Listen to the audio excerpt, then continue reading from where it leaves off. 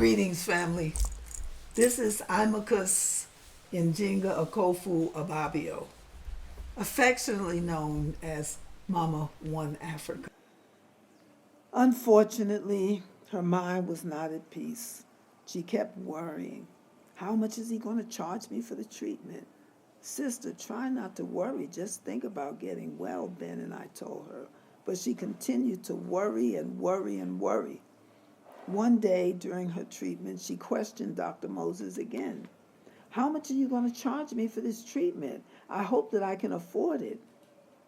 Don't worry about money. Your primary concern should be on getting better, Dr. Moses told her. Finally, one day, when she asked him of his charge, Dr. Moses responded with a hint of impatience, the locks of his precepts shaking as he spoke. My sister, how much would you pay for your funeral? Margaret replied, from $3,000 to $5,000. Well then, he said, is that also not a fair price to pay to save your life? After all, I have come to save life, not to take it away. But I cannot do it without your total cooperation. So please, no more worries and conversations about money. For a time, Margaret was fine, but she began to fret and worry, calling New York regularly to see how the gallery was coming along and checking to see if money was being sent to her.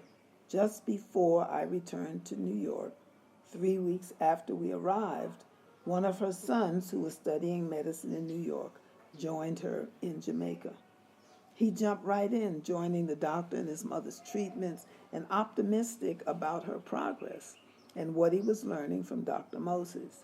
He and my husband worked closely together, trying to keep her spirits up. Leaving Ben behind, I returned to New York after 3 weeks, feeling optimistic about Margaret's recovery. When the news of her death came a few weeks later, we were totally devastated.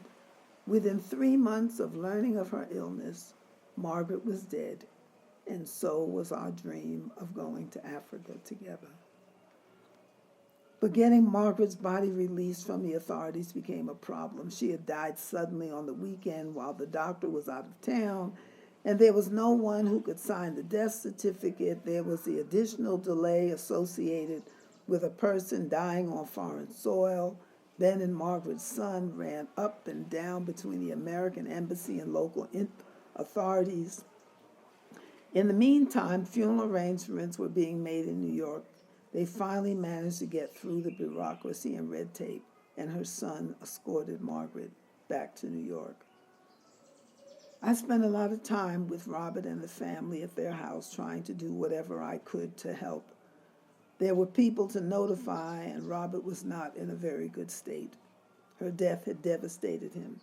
He tried holding it together for the children, but he was having a hard time of it. Why, V? Why? He asked me, tears falling from his eyes, but I had no answers. The funeral was very sad. Margaret's co-workers and many other friends, relatives, and business associates attended the funeral service, for Margaret was well known and well liked. Once the funeral arrangements were completed, we sadly settled back into our routine. But the gap created by Margaret's passing was very wide and deep. Robert was very sad and listless. When the gallery was opened again, I would stop in to reason with Robert. He would look mournfully at me, his eyes filling with tears. Ben would talk with him. Sometimes he'd whisper, why, V, why? I miss her so much. We were going to do so much. Other times he would just sit and stare. The work orders were beginning to pile up, but he just wasn't up to handling it. I felt so helpless, so I prayed for Robert, prayed for the children, and prayed for us. One day, Robert bounced into our agency with a little spring in his step and a new glow on his face. Smiling broadly, he asked, where's Brother Ben? I have something to share with you two. Before I could answer, Ben walked in, and the two of them exchanged greetings, hugging and laughing and carrying on like two schoolboys. "Welcome back, my man," Ben replied. "It's been a rough storm, but you've made it." "You can say that again," answered Robert. "Yeah, man, I can't hold on to the past, but I'll never stop loving her. I'm out of here, though. I'm moving to Florida with the children and setting up a business down there. After all, Margaret and I often talked about one day doing that." 2 weeks later, he was gone. It was a little strange at first, seeing the gallery deserted and empty, gates drawn across the windows and doors. Gone were the beautiful African paintings that had adorned the windows, lit up by large spotlights. Gone were the beautiful African carvings and cloth, the smell of incense burning and the sound of drums and African music playing from within the gallery. Gone were our dreams of traveling home to Africa together. There was an air of loneliness and desolation. I missed my friends and all the discussions and plannings for our collective future. For weeks after Robert left, I still half expected to see him walk through the door. It was difficult dealing with the pain of Margaret's passing and Robert's leaving, but gradually it began to subside, but would always leave a soft spot in my heart. Focusing once again on my life's priorities, I threw myself back into the business of day-to-day survival. Chapter 2. And before I get into Chapter 2, just let me say this is also a wonderful walk down memory lane for me also. And I hope that all of you will enjoy it as much as I have. I know that there are quite a few folks, quite a few I understand, that have bought and read my book. And I've been told that my book makes you cry, makes you laugh, makes you sad, makes you happy, makes you want to whoop somebody's ass. But all of those kind of things, those are the, comments that I've received. So I want to go ahead and share Chapter 2. Africa becomes a reality. It was a sweltering July day. The air conditioner in our office was not working, and my mind was not on the travel agency. So I was sort of daydreaming with this smallish looking dark-skinned brother with cat eyes and the air of superiority, claiming to be a chief from Ghana, West Africa, walked into our travel agency. An African chief? Right, I thought to myself. And I'm Pocahontas. Just what I needed first thing this morning, some nut to raise my temperature even further. But I put on my best professional face and smiled. "Good morning, brother," I said, smiling. "What can I do for you?" The first thing he said was, "You don't believe I'm a chief, do you?" "Well, my brother," I responded laughingly, "whatever turns you on, whatever rocks your boat," I thought. "Is there something that I can help you with?" He then proceeded to give me a brief history lesson on Africa and Ghana. "You African Americans don't know much about your history. We're the same people and we need to get together. We have a lot to learn from each other. The white man has kept us separated too long," and he just went on and on and on. I must admit, the conversation had taken an interesting slant and had touched a very sensitive spot in me. He now had my undivided attention. "I'm going to be installed as the chief of my family. My uncle has died, and I'm next in line for the chief's stool, according to our custom and tradition. This is legitimate," he continued. "There are some other African Americans also going to see my installment." Uh-oh, here it comes, I thought. the real reason for his visit. I have a fantastic opportunity for you, he said. All he needed was for me to give him $5,000, and he could make all the arrangements in Ghana for me and anyone else that our agency could find to attend this ceremony. It did sound kind of interesting, though. But who are you? Who knows you? I asked. I don't know you from Adam's house cat. And where do you think we can get that kind of money to give you, a perfect stranger, to take us to God only knows where? The brother had certainly brightened up my day, but not enough to make me want to throw open the vault. Well, I'll be in touch, Chief. Just leave your particulars and I'll get back to you. Not looking too pleased, but leaving a flyer on my desk. The chief went on his way. What kind of crap was that? Here I am. Young boys are standing outside my door selling drugs, scaring away my clients. Here come the Italians that want $100 to take away my trash, and I got like $10, if that much, worth of garbage, which I take home. And this nut. But anyway, as the chief went his way, I thought, let me take a look at the flyer. So I did, and I contacted the number on the flyer. It was then that I found out that another travel agency in Mount Vernon was also already making these same arrangements. The story he had told me about his chieftaincy was in fact true. They had already signed up some people for the trip, and there was still space available if I wanted to join them. I was beginning to feel a little excited. Was I really going to take the opportunity to go to Africa, I thought? By the time Ben came in, I was bursting at the seams as I told him all about the morning with an African chief. The thought of seeing someone made a chief in Africa sounded exciting to both of us.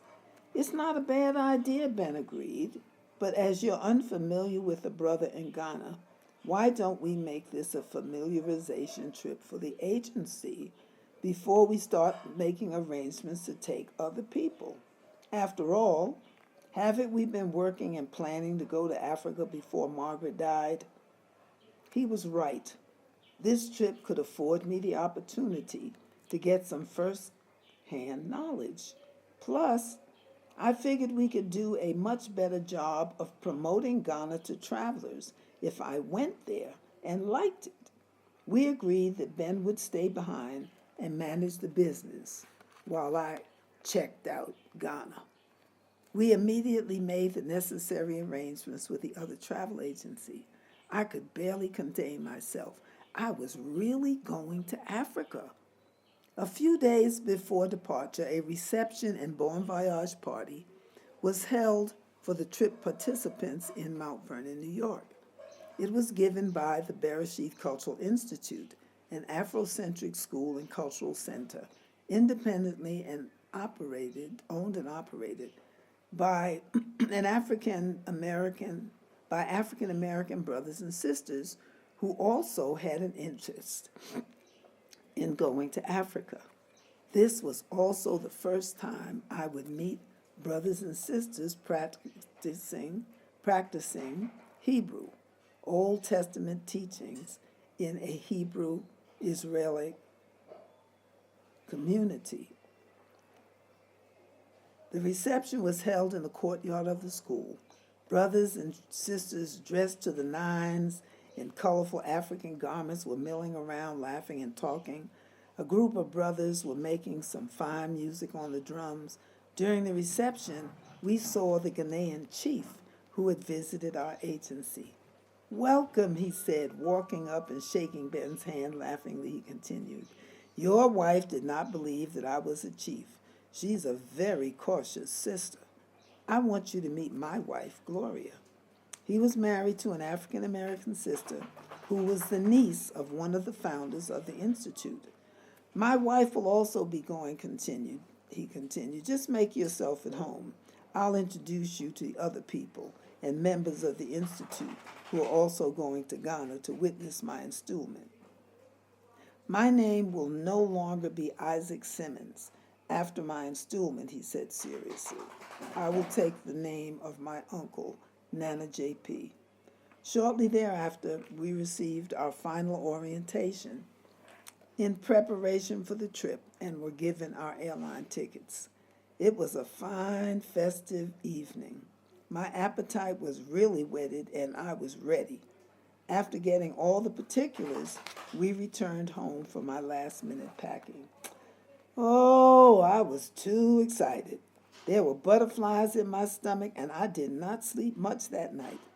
When we arrived at John F. Kennedy International Airport the following day, the sight that greeted us was enough to make a person change their mind about going to Africa. People were milling around all over the place. There was no order, limited seating, and absolute chaos. I didn't see the check-in counter that was normally available for check-in before boarding the plane, and it was as hot as hell. I have traveled extensively to many parts of the world, but I'd never seen anything quite like this. And of all places, here at the John F. Kennedy Airport in New York City, I must confess that it was also the first time I had ever flown on an African airline, Nigerian Airlines. What an unforgettable experience that was. It was stifling hot. People were shouting. There were no chairs, so people were milling around or sitting on the floor as children ran up and down as though playing in the playground. Total chaos. As I stood in the midst of that confusion, looking for my traveling companions, a crackling announcement came over a barely audible loudspeaker announcing the boarding of the flight.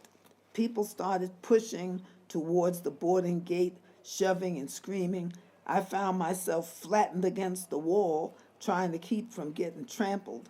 Suddenly, a white woman in a blue uniform stood upon the table in front of us and began screaming at the top of her lungs, "Get back! Get back! You people get back, or I'm going to call the police."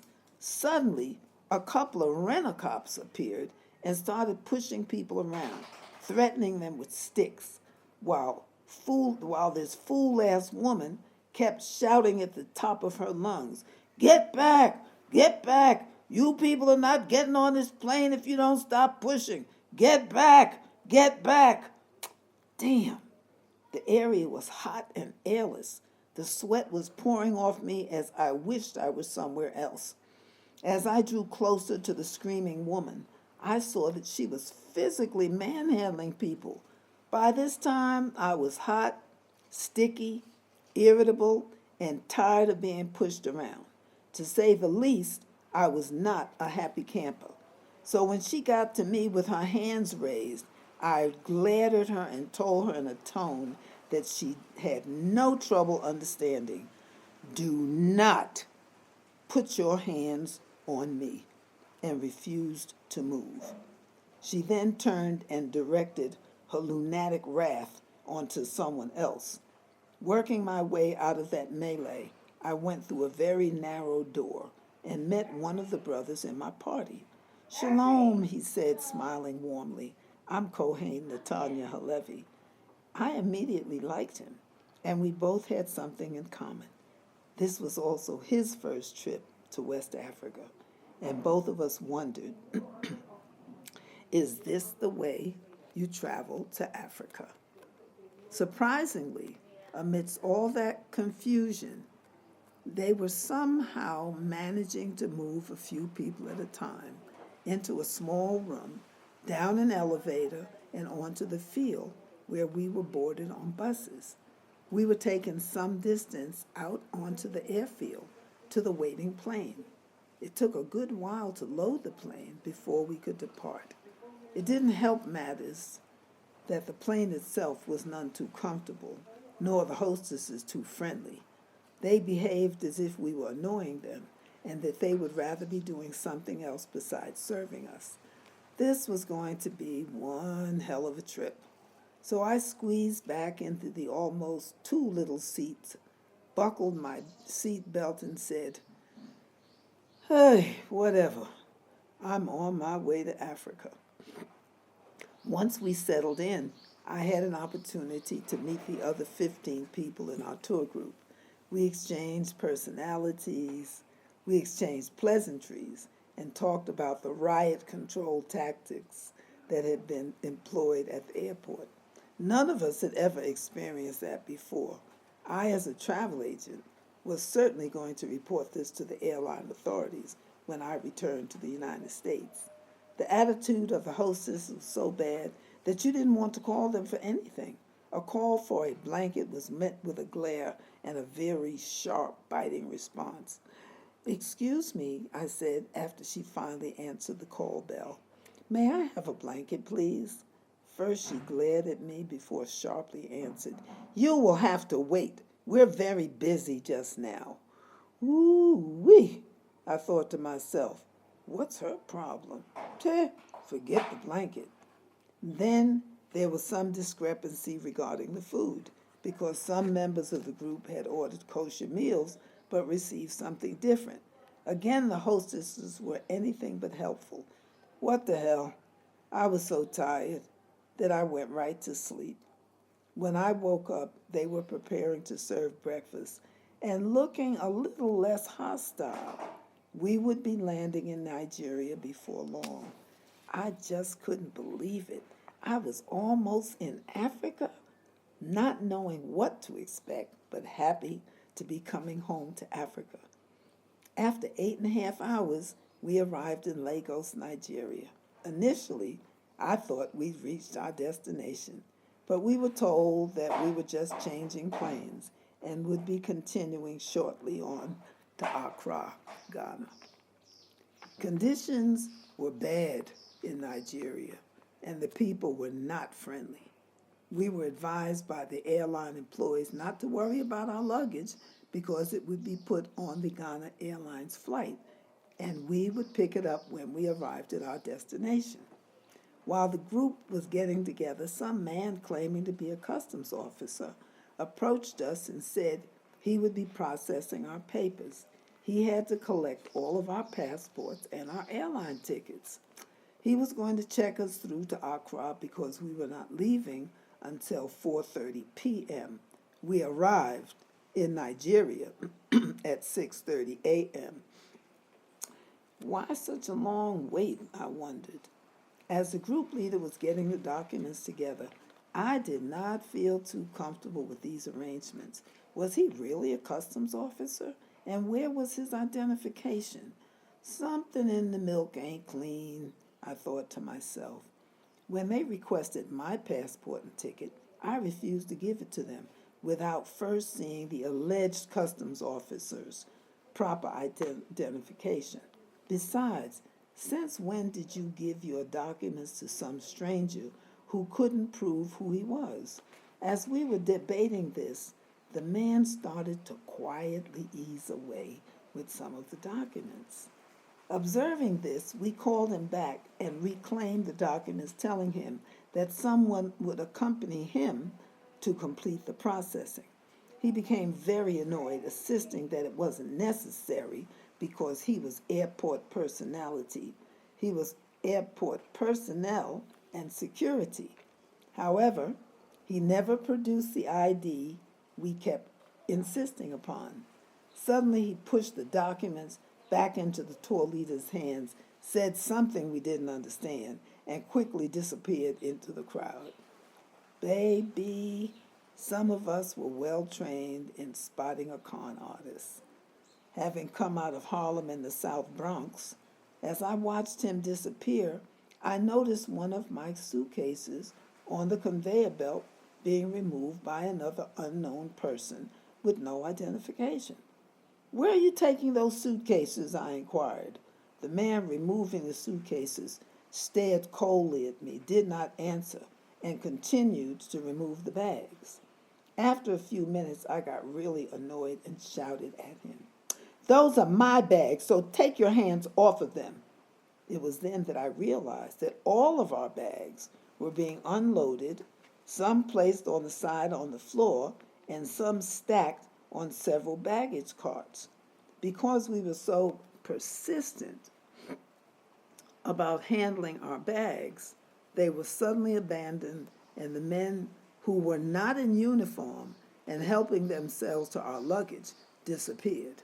Upon further inquiry, we were told that we would have to carry our own luggage to the next flight with Ghana Airlines, which was fine with me. As we struggled with our own luggage, other men appeared to help us, but this time we watched them very closely. They assisted us to the elevator and loaded on our suitcases. When they were finished, they demanded payment. Not knowing any better, we collected $30 between us and paid them. When the elevator arrived at the upper level, the elevator operator refused to take the bags off the elevator, claiming that it was not his job, and if we wanted them removed, we'd have to pay him. Just then, some other men appeared, and they began to unload the elevator. When they finished, they also demanded payment. We paid again, expecting them to take the baggage where we would be boarding our next flight. Much to our astonishment, they refused, saying that it would cost us extra to carry them further. We had finally had enough of this foolish rudeness and total lack of cooperation of these people. So we decided to carry them ourselves and had to literally fight to keep people away from our bags. When we arrived at the departure area, we were told that the flights would not leave until 4 p.m. We settled in to wait, even though these were not the arrangements that had been made by the travel agents. No one had told us about a layover in Nigeria. We were all getting a little hungry because we hadn't eaten anything since breakfast. The delay continued. It was now after 3 p.m. After much discussion, arguments back and forth, we were finally able to get to Ghana Airlines to provide us with a meal, as the delay was not of our doing, and there was no place to get anything to eat. When they finally brought us something to eat, it was cold, hard sandwiches and soft bananas, which they served in a couple of cardboard boxes that had been dropped on the floor near us. We had no place to sit and eat except on the floor in the waiting area. We cracked jokes and made light of the situation, while one of the elders in the group, Elder Lee, was taking pictures of everything and everybody. Suddenly, a couple of policemen appeared out of nowhere, threatening to take his camera and arrest him for taking pictures in a restricted area. "I'm sorry," Elder Lee told the police. "I wasn't aware of any restrictions. I won't take any more pictures here." But they were insisting on arresting him. After much pleading and protesting, they have finally agreed not to arrest him and to allow him to keep his camera, but he had to remove the film and give it to them. It was a small price to pay to keep from going to jail in Africa. The Lagos airport was a government facility, and taking pictures here was a big no-no. That was a close call. No one had informed us of any restrictions in advance. And in the United States, you could take pictures of almost anything. But this was Nigeria, and that crap did not wash here. Another lesson learned in coming home, since picture taking was a no-no, we couldn't leave the airport to kill time. Some of us decided to shop for souvenirs in the airport gift shop. But we needed to exchange our dollars for Nigerian naira in order to make purchases. Since everyone was not able to leave the area, a couple of us left the group and went to the Forex Bureau to exchange our money. Unfortunately, when we were ready to leave Nigeria, the Forex Bureau would not change the money that we had just exchanged back into dollars. This was crazy, but no one was paying our protests any mind. Shortly thereafter, several other members of the group joined us. They had been in Nigeria for several days before we arrived, and they also had horror stories about unfriendly people being cheated out of their money and so on. The journey home was not easy, and I was beginning to wonder about this trip. After much delay, we finally left for Ghana. After 9 o'clock in the p.m., tired, musty, and a more than a little disgusted, we boarded the plane for the final leg of our journey, praying it would get better.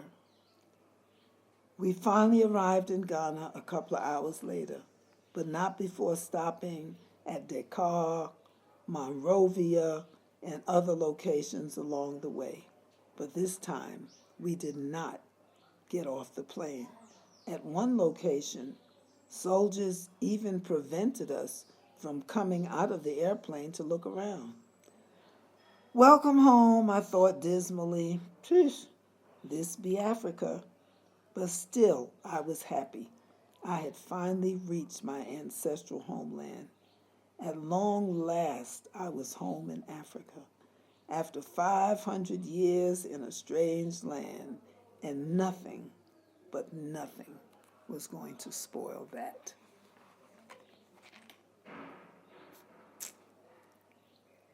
Just the beginning of a return Returned to Africa. to Africa. Yeah, trust me, it was not an easy trip.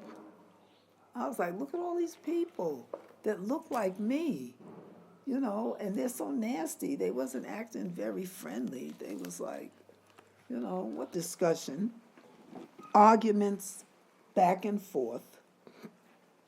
We were finally able to get to Ghana Airlines to provide us with a meal, as the delay was not of our doing, and there was no place to get anything to eat.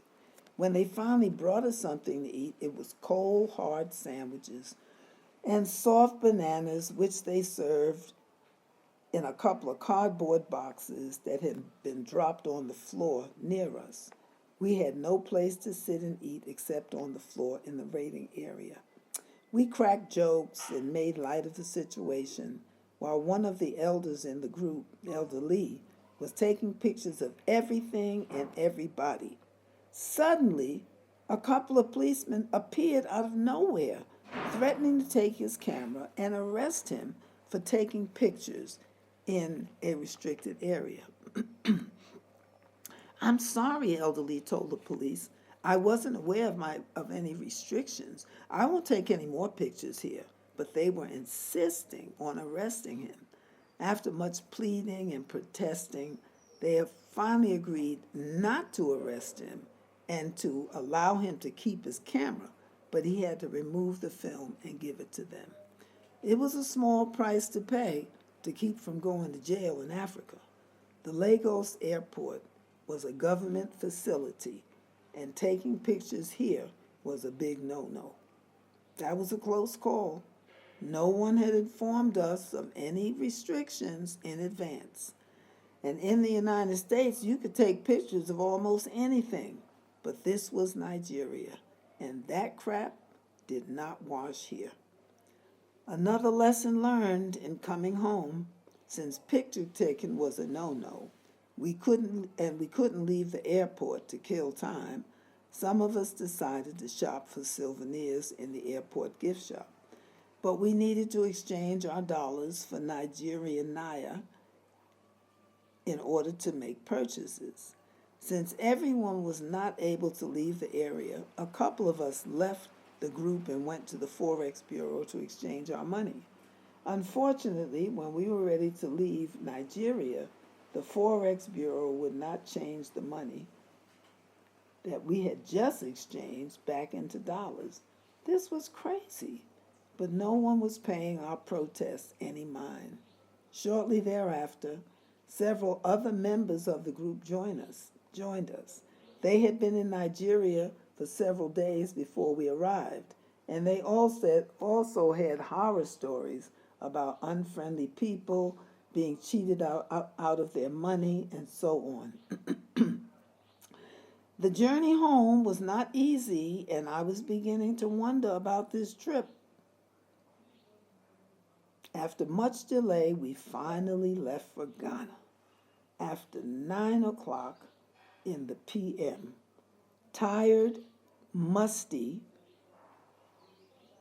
and a more than a little disgusted, we boarded the plane for the final leg of our journey, praying it would get better.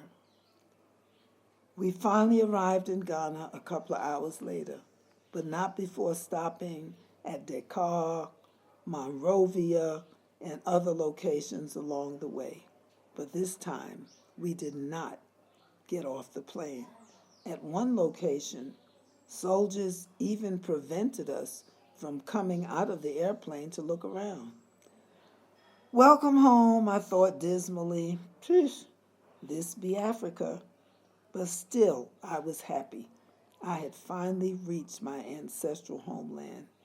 At long last, I was home in Africa.